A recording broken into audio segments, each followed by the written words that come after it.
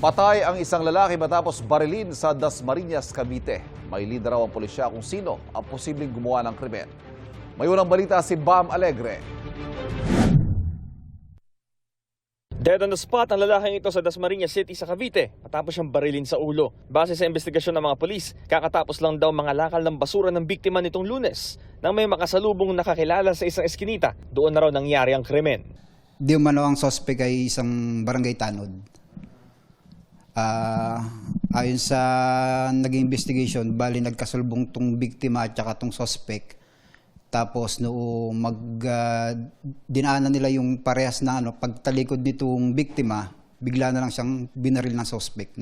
Bukod sa tama ng bala ng baril sa ulo, may tama rin ng bala sa paa ang biktima. Hindi na-recover ang murder weapon, kaya hihintayin pa ng pulisya ang resulta ng ballistic exam para malaman kung anong uri ng baril ang ginamit sa krimen. At large pa ang suspect at target na ng manhunt operation ng pulisya. May lead na raw ang mga otoridad sa kanyang pagkakakilanlan. Siguro mas maganda na sumuko na lang siya at ipaliwanag na lang niya yung